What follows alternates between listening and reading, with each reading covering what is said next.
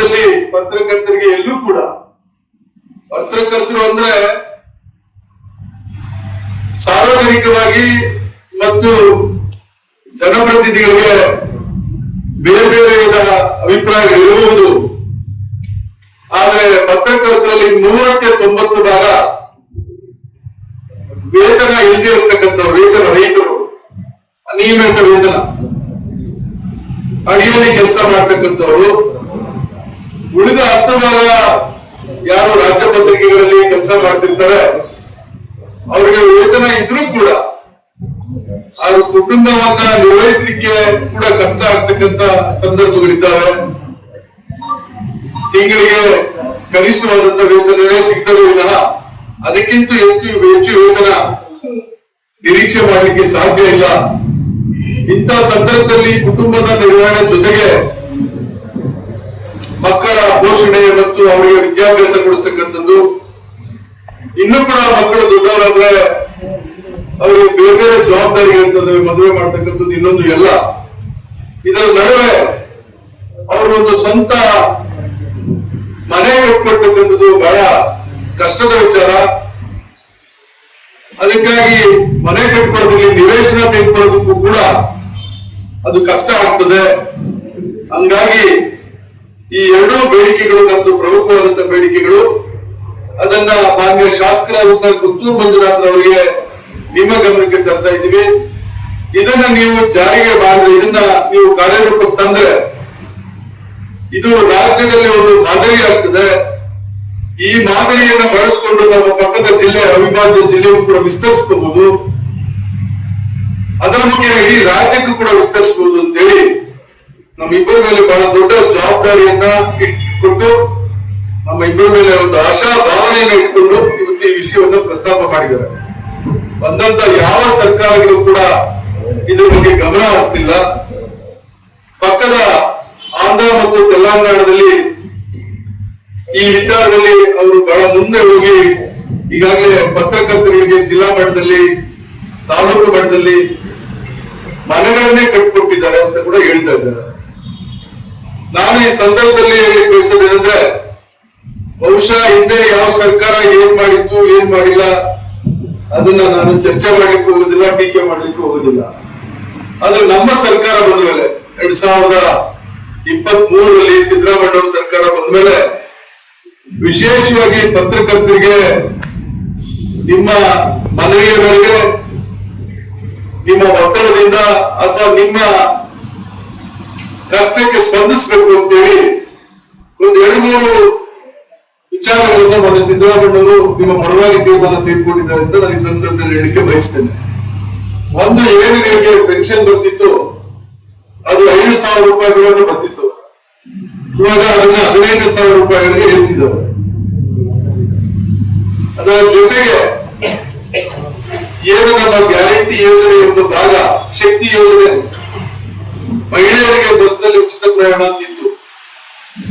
ಈಗ ಅದೇ ಮಾದರಿಯಲ್ಲಿ ಪತ್ರಕರ್ತರಿಗೂ ಕೂಡ ಬಸ್ನಲ್ಲಿ, ಗ್ರಾಮೀಣ ಪತ್ರಕರ್ತರಿಗೆ ಉಚಿತ, ಗ್ರಾಮೀಣ ಅಂದ್ರೆ ಕೋಲಾರದಲ್ಲಿ ಹೋಗ್ಬಿಟ್ಟು ಈಗ ಹೊರಗಡೆ ಕೋಲಾರ ಬರ್ಬೇಕಂತ ಉಚಿತ ಬಸ್ ಪಾಸ್ ಕೊಡ್ತಕ್ಕಂಥದ್ದು ಕೂಡ ಮಾನ್ಯ ಸಿದ್ದರಾಮಯ್ಯ ಸರ್ಕಾರ ಇವತ್ತು ಜಾರಿ ತಂದಿದೆ.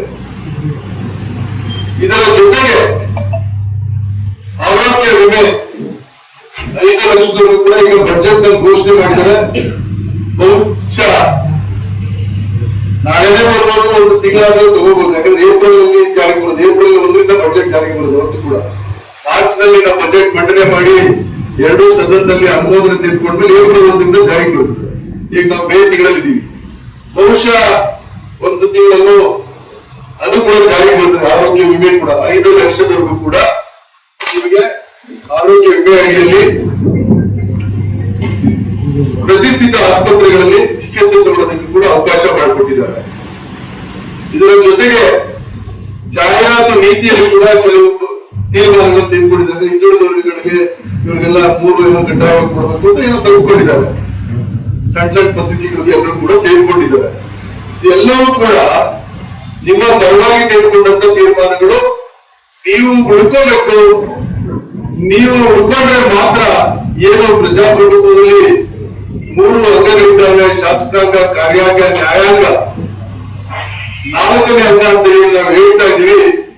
ಅದು ಪತ್ರಿಕಾ ರಂಗ, ಮಾಧ್ಯಮ ಕ್ಷೇತ್ರ. ನೀವು ಉಳ್ಕೊಂಡಾಗ ಮಾತ್ರ ಈ ಪ್ರಜಾಪ್ರಭುತ್ವಕ್ಕೆ ಹೆಚ್ಚು ಅರ್ಥ ಬರುತ್ತದೆ. ಸಂದರ್ಭದಲ್ಲಿ ನಮ್ಮನ್ನ ಎಚ್ಚರಿಸಲಿಕ್ಕೆ ನೀವು ನಿಮ್ಮ ಅನಿವಾರ್ಯತೆ ಇದೆ ಅಂತ ಇದು ವಿರೋಧ ಪಕ್ಷದ ಅನಿವಾರ್ಯತೆ ಎಷ್ಟಿದೆಯೋ ಹಂಗೆ ಪತ್ರಿಕಾ ರಂಗ ಕೂಡ ಅನಿವಾರ್ಯ ಕೂಡ. ಹಂಗಾಗಿನೇ ನಿಮ್ಗೆಲ್ಲ ಶಕ್ತಿ ತುಂಬಬೇಕು ಅಂತೇಳಿ ಈ ಒಂದು ಕಾರ್ಯಕ್ರಮಗಳನ್ನ ಮಾನ್ಯ ಸಿದ್ದರಾಮಯ್ಯನವರು ಈ ರಾಜ್ಯದ ಮುಖ್ಯಮಂತ್ರಿ ಆದ್ಮೇಲೆ 2ನೇ ಬಾರಿ ಆದ್ಮೇಲೆ ಇವುಗಳನ್ನ ತೆಗೆದುಕೊಂಡಿದ್ದಾರೆ. ಇದರ ಜೊತೆಗೆ ನಮ್ಮ ಗಣೇಶ್ ಅವರು ನಮ್ಮದೇ ಸರ್ಕಾರದ ಯೋಜನೆ ಇದೆ. ಎಸ್ ಎಂ ಕೃಷ್ಣರವರು ಈ ರಾಜ್ಯದಲ್ಲಿ ಮುಖ್ಯಮಂತ್ರಿ ಆಗಿದ್ದಂತ ಸಂದರ್ಭದಲ್ಲಿ ಈ ಯಶಸ್ವಿ ಯೋಜನೆಯನ್ನ ಜಾರಿಗೆ ತಂದಿದ್ದು. ಸಹಕಾರ ಸಂಘಗಳಲ್ಲಿ ಯಾರೆಲ್ಲ ಸದಸ್ಯತ್ವವನ್ನು ಪಡ್ಕೊಂಡಿರ್ತಾರೆ, ಅದು ಗ್ರಾಮೀಣ ಭಾಗದಲ್ಲಿ MPCS ಆಗ್ಬೋದು, SFCS ಆಗ್ಬೋದು, ಅಲ್ಲಿಂದ ತಾಲೂಕು ಮಟ್ಟಕ್ಕೆ ಬಂದ್ರೆ PNB ಬ್ಯಾಂಕ್ ಆಗ್ಬೋದು, DAPCMS ಆಗ್ಬೋದು, ತಾಲೂಕು ಮಟ್ಟದ ಸಂಸ್ಥೆಗಳಲ್ಲಿ ಅಥವಾ ಜಿಲ್ಲಾ ಮಟ್ಟದಲ್ಲಿ ಆಗ್ಲಿ ಎಲ್ಲೇ ಆಗಲಿ ಸದಸ್ಯತ್ವವನ್ನು ತೆಗೆದುಕೊಂಡವ್ರಿಗೆ ಜಿಲ್ಲಾ ಮಟ್ಟದಲ್ಲಿ ಇಂಡಿವಿಜುವಲ್ ರೆಪ್ರೆಸೆಂಟೇಷನ್ ಇದು ಸದಸ್ಯತ್ವ ಇರೋದಿಲ್ಲ. ಅದು ಸಂಸ್ಥೆಯ ಮುಖಾಂತರ ಬರ್ತಕ್ಕಂಥದ್ದು. ಪ್ರಾಥಮಿಕ ಹಂತದಲ್ಲೇ ಇಂಡಿವಿಜುವಲ್ ಇರುವಂತದ್ದು ಸದಸ್ಯತ್ವ ಬರುವಂತದ್ದು. ಅವ್ರಿಗೆ ಕೊಡ್ತಕ್ಕಂಥ ಸೌಲಭ್ಯ ಏನಿತ್ತು ಅದನ್ನ ಇವತ್ತು ಎರಡೂ ಜಿಲ್ಲೆಯ ವಿವಿಧೋದ್ದೇಶ ಸಹಕಾರ ಸಂಘದ ಸದಸ್ಯರು ಕೂಡ ಕೊಡಿಸ್ಬೇಕು ಅಂತ. ಯಾಕಂದ್ರೆ ಕೆಲವರು ನೀವು ಪ್ರಾಥಮಿಕ ಸಂಘಗಳಲ್ಲಿ ಸದಸ್ಯರಾಗ ತಗೊಂಡಿರ್ತೀವಿ, MPCS ಅಲ್ಲೂ SFCS ಅಲ್ಲೂ. ಆದ್ರೆ ನಗರ ಭಾಗಗಳಲ್ಲಿ ಇದ್ದಂತವ್ರು ಹೆಚ್ಚು ತಗೊಳ್ಳೋಕೆ ಸಾಧ್ಯ ಇಲ್ಲ. ಇದು ಯಶಸ್ವಿ ಯೋಜನೆ. ಪತ್ರಕರ್ತರಾಗಿದ್ದು ಯಾವುದೋ ಒಂದು ಹಳ್ಳಿಯಲ್ಲಿ ವಾಸ ಇದ್ದು ಆತ ಒಂದು MPCS ಅಲ್ಲೂ SFCS ಅಲ್ಲೂ ಸದಸ್ಯತ್ವ ಅವರಲ್ಲೇ ತಗೊಂಡಿರ್ತಾರೆ. ಆದ್ರೆ ನಗರ ಪ್ರದೇಶಗಳಲ್ಲಿ ವಾಸ ಇರ್ತಕ್ಕಂಥವ್ರು ಯಾವುದೇ ಸಹಕಾರ ಸಂಘದಲ್ಲಿ ಸದಸ್ಯರಾಗಿರ್ತಕ್ಕಂಥವ್ರು ಇದು ತಗೊಳಕ್ ಸಾಧ್ಯ ಇಲ್ಲ. ಹಂಗಾಗಿ ಅದನ್ನ ಬಳಸ್ಕೊಂಡು ಇವತ್ತು ಎರಡೂ ಜಿಲ್ಲೆಯಲ್ಲಿ ಎಲ್ಲ ಪತ್ರಕರ್ತರಿಗೆ ಯಾರ್ಯಾರು ಅವಶ್ಯಕತೆ ಇದೆ, ಯಾರ್ಯಾರು ಸಂಘದಲ್ಲಿ ಅರ್ಜಿ ಹಾಕ್ಬಿಟ್ಟಿದ್ದಾರೆ ಅವರೆಲ್ಲರಿಗೂ ಕೂಡ ಈ ಒಂದು ಯಶಸ್ವಿ ಸ್ಮಾರ್ಟ್ ಕಾರ್ಡ್ ಅನ್ನು ಕೊಡ್ತಕ್ಕಂತ ಒಂದು ಮಹತ್ತರವಾದಂತಹ ಕೆಲಸವನ್ನ ಇವತ್ತು ಮಾಡಿದ್ದಾರೆ. ನಮ್ಮ ಜಿಲ್ಲೆಯಲ್ಲಿ 73 ಜನಕ್ಕೆ ಇವತ್ತು ಪತ್ರಕರ್ತರಿಗೆ ಈ ಒಂದು ಸ್ಮಾರ್ಟ್ ಕಾರ್ಡ್ ಅನ್ನು ಕೊಡ್ತಕ್ಕಂಥ ಕಾರ್ಯಕ್ರಮ ಮಾಡಿದ್ದಾರೆ.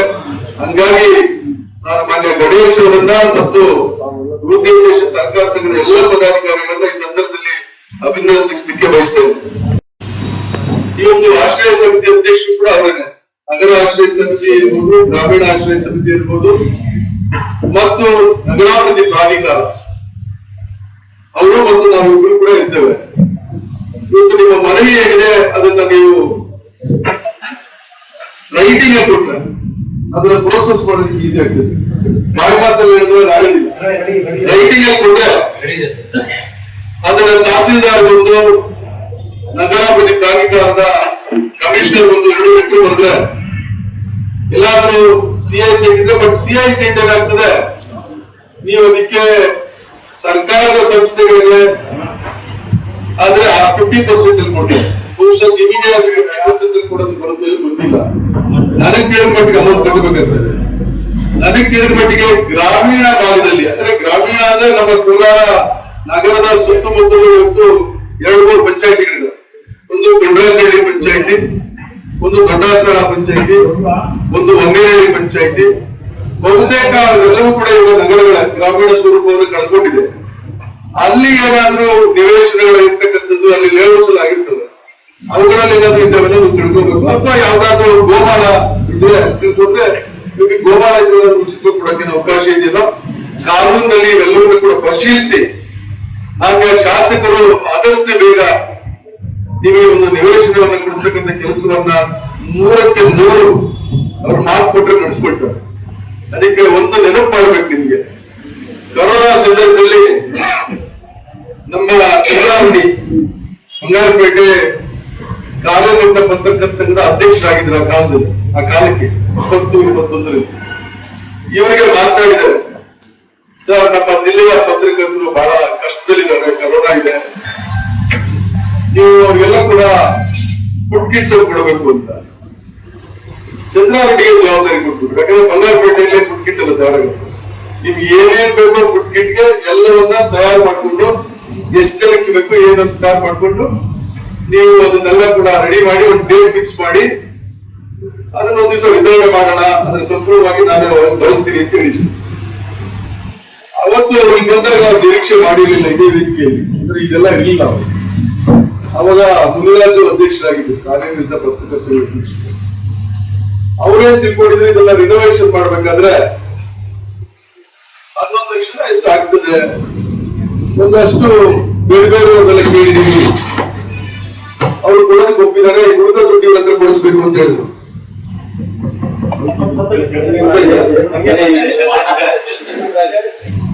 ಆವಾಗ ಬಂದ್ಮೇಲೆ ವೇದಿಕೆ ಮೇಲೆ ಬಂದ್ಮೇಲೆ ಪ್ರಸ್ತಾಪ ಮಾಡಿದ್ರು. ಇವರು ಅವತ್ತು ಯಾವುದೋ ಒಂದು ದಿನಾಂಕ ಇತ್ತು, ಈ ಡೇಟ್ ಇಷ್ಟು ಕೊಡ್ತೀನಿ ಹೋಗಿ, ಆ ಡೇಟ್ 11, 12 ಏನೋ ಇತ್ತು, ಅಷ್ಟು ಕೊಡ್ತೀನಿ ಹೋಗಿ. ಕಾರ್ಯಕ್ರಮ ಎಲ್ಲ ಮುಗಿದೋಯ್ತು. ಆಮೇಲೆ ಅಲ್ಲಿ ಪಕ್ಕದಲ್ಲಿ ಕಾಫಿ ಕುಡಿಯೋಣ ಅಂತ ಹೋದ್ವಿ. ಅಲ್ಲಿ ನನಗೆ ಮತ್ತೆ ಗೋಪಿನಾಥ್ ಅವರು ಮತ್ತೆ ನಮ್ಮ ಮುದ್ರಾಜಣ್ಣ ಅವರು, ಇದು 11 ಲಕ್ಷ ನೀವು ಕೊಟ್ಟು ಅವರು ಕೊಟ್ರೆ ಇಬ್ಬರದು ಬರ್ತದೆ, ಒಬ್ಬರೇ ಯಾಕೆ ಮಾಡಿಸ್ಬಾರ್ದು. ಆಮೇಲೆ ಮತ್ತೆ ಅವ್ರು ನಾನು ಮತ್ತೆ ಕಿವಿಯಲ್ಲಿ ಹೇಳಿದೆ, ಆಯ್ತು ನಾನು ಒಬ್ಬರೇ ಮಾಡಿಸ್ತೀನಿ, ಅದು ಇಷ್ಟೇ ಆಗ್ಲಿ, ಅದರ ರಿನೋವೇಷನ್ ನಾನು ಒಬ್ಬರೇ ಮಾಡಿಸಿದ್ರು. ಅದಾದ್ಮೇಲೆ ಅದಕ್ಕೆ ಎಸ್ಟಿಮೇಟ್ ಮಾಡಿ ಎಲ್ಲ ಮಾಡಿದ್ವಿ, AC ಎಲ್ಲ ಹಾಕ್ಸಿದ್ವಿ, ಎಲ್ಲ 23 ಲಕ್ಷ, AC 3 ಲಕ್ಷ, 26 ಲಕ್ಷ ಆಯ್ತು. ಈಗ 5 ವರ್ಷಗಳು ಕಳೆದೇ ಹೋಯ್ತು. ಹಂಗೆ ಅವರು ಏನಾದ್ರು ಮಾತು ಕೊಟ್ರೆ 100ಕ್ಕೆ 100 ನಡ್ಕೊಳ್ತಾರೆ.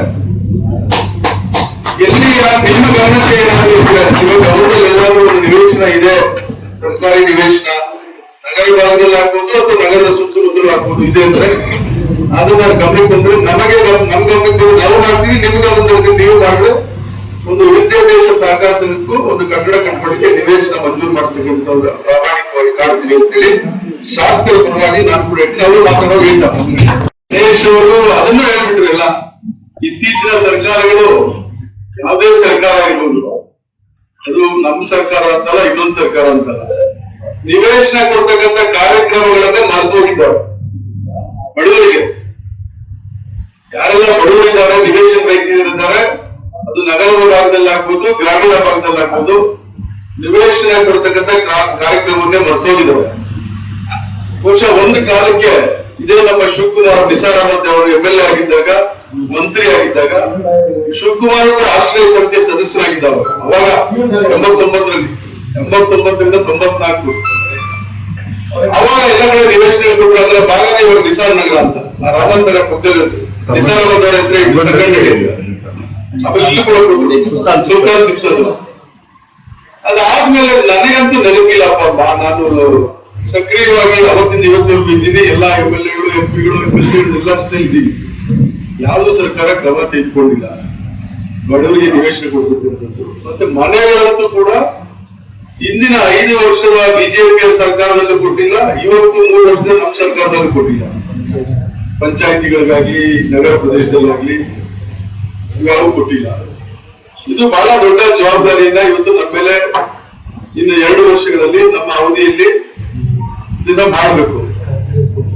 ಕೋಲಾರ ಜಿಲ್ಲಾ ಕೇಂದ್ರದಲ್ಲಿ 100 ಜನ ಇದ್ದಾರೆ ಅಂದ್ರೆ ಒಂದು ಎಕರೆಗೆ 45% ಸಿವಿಕ್ ಕಮ್ಯುನಿಟೀಸ್ ಹೋಗ್ಬಿಟ್ರೆ, ರೋಡು ಇನ್ನೊಂದು ಪಾರ್ಕು ಎಲ್ಲ ಹೋಗ್ಬಿಟ್ರೆ ಉಳ್ಕೊಳ್ಳೋದ 55%, 20 ಸೆಂಟ್ ಕೊಡಬೇಕು ಒಂದು ಎಕರೆಗೆ.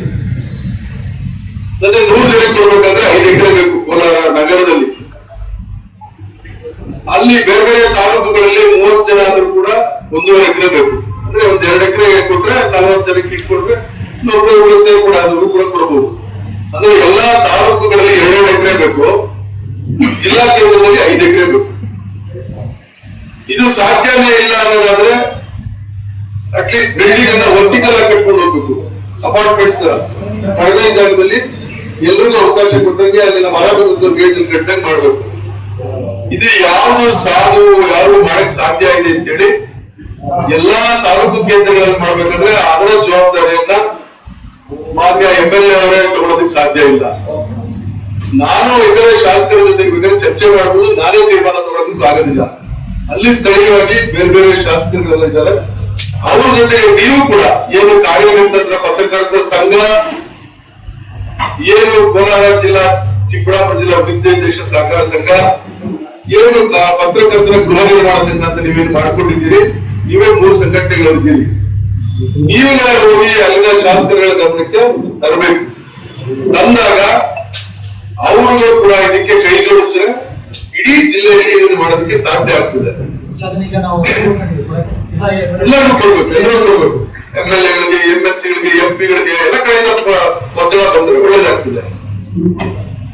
ಜೊತೆಗೆ ನಾವು ಜಿಲ್ಲಾ ಕೇಂದ್ರದಲ್ಲಿ ಜವಾಬ್ದಾರಿ ಹೊತ್ತಂತವರಾಗಿ ಮೊನ್ನೆ ಶಾಸಕರು ಹಿಂದೆನೆ ಒಂದು ಸಭೆಯಲ್ಲಿ ಆಶ್ವಾಸನೆ ಕೊಟ್ಟಿದ್ದಾರೆ ಅಂತ ನಾನು ಕೇಳಿ ಬಯಸಿದ್ದೀನಿ. ನಾಲ್ಕು ಬಂದಿಲ್ಲ ಸಭೆಗೆ, ನಾನು ಇರ್ಲಿಲ್ಲ. ಅವತ್ತು 5 ಎಕರೆಯಿಂದ ಮಾಡಿಸ್ಕೊಡ್ತೀವಿ ಅಂತ ಹೇಳಿದಾರಂತೆ. ಹಂಗಾಗಿ ಅದರ ಬಗ್ಗೆ ಅವರು ಜಿಲ್ಲಾಧಿಕಾರಿಗಳಲ್ಲಿ, ತಹಸೀಲ್ದಾರ್ಗಳಲ್ಲಿ ಮತ್ತೆ ಪರಿಶೀಲನೆ ಮಾಡಿ ಮನವಿ ಕೊಟ್ಟಂತ ಎಲ್ಲಾದ್ರೂ ಒಂದು 5 ಎಕರೆ ಸಿಕ್ಕಿದ್ರೆ ನಿವೇಶನಗಳನ್ನೇ ನೇರವಾಗಿ ಅವರಿಗೆ ಕೊಡೋದಕ್ಕೆ 30-40 ನಿವೇಶನಗಳನ್ನು ಕೊಡೋದಕ್ಕೆ ಅವಕಾಶ ಸಿಗ್ತದೆ. 2.5 ಎಕರೆ 3 ಎಕರೆ ಸಿಕ್ಕಿದ್ರೆ ಬರೀ 20-30 ಸೈಟ್ ಕೊಡ್ಬೋದು ಅಷ್ಟೇ 100 ಜನಕ್ಕೆ. ಅವಾಗ ವರ್ಟಿಕಲ್ ಆಗಿ ಕೊಡೋದಕ್ಕೆ ಯೋಚನೆ ಮಾಡಿದ್ರೆ ಒಳ್ಳೇದಾಗ್ತದೆ. ಅದಕ್ಕೆ ನಿಮ್ಗೆ ಲೋನ್ಸು ಸಿಗ್ತದೆ. ಅದು ಅಪ್ರೂವ್ಡ್ ಪ್ಲಾನ್ ಮಾಡಿಸ್ಕೊಂಡ್ರೆ ನಿಮ್ಗೆ ಲೋನು ಸಿಗ್ತದೆ, ಲೋನು ಸಿಗ್ತದೆ. ಆ ನಿಟ್ಟಿನಲ್ಲಿ ಮೊನ್ನೆ ಶಾಸಕರ ಒಂದು ನಾಯಕತ್ವದಲ್ಲಿ ನಿಮ್ಮಗಳ ಸಹಕಾರದಿಂದ ಮಾಡ್ತಕ್ಕಂಥ ಪ್ರಾಮಾಣಿಕವಾದಂತಹ ಪ್ರಯತ್ನವನ್ನ ಮಾಡೋಣ ಅಂತ ಕೂಡ ಈ ಸಂದರ್ಭದಲ್ಲಿ ಹೇಳ್ತಾ, ನೀವೆಲ್ಲರೂ ಕೂಡ ಇವತ್ತು ಒಗ್ಗಟ್ಟಾಗಿ ಕೆಲಸ ಮಾಡಬೇಕು ಅಂತ ಹೇಳ್ತಾ, ಮತ್ತು ನಮ್ಮನ್ನ ಕಾಲ ಕಾಲಕ್ಕೆ ನಾವು ಏನು ಕಾರ್ಯಕ್ರಮಗಳನ್ನ ಅಥವಾ ನಾವೇನು ಅಭಿವೃದ್ಧಿ ಕೆಲಸಗಳನ್ನ ಮಾಡ್ತಕ್ಕಂಥ ಸಂದರ್ಭದಲ್ಲಿ ಎಲ್ಲಾದ್ರೂ ಕೂಡ ನಾವು ಎಚ್ಚರ ತಪ್ಪಿ ಎಳೆಯಿದ್ರೆ ನಮ್ಮನ್ನ ಎಚ್ಚರಿಸ್ತಕ್ಕಂಥ ಕೆಲಸವನ್ನು ಕೂಡ ನೀವು ಮಾಡಬೇಕು. ಮತ್ತೆ ಯಾವುದೋ ಒಂದು ಪೂರ್ವಾಗ್ರಹ ಪೀಡಿತರಾಗಿ ಕೆಲವು ಸುದ್ದಿಗಳನ್ನ ಮಾಡ್ತಕ್ಕಂಥದ್ದು ಕೂಡ ಅದು ನಮಗೆ ಕೂಡ ಅಷ್ಟು ಮನಸ್ಸಿಗೆ ಹೋಗ್ತಕ್ಕಂಥದ್ದಲ್ಲ.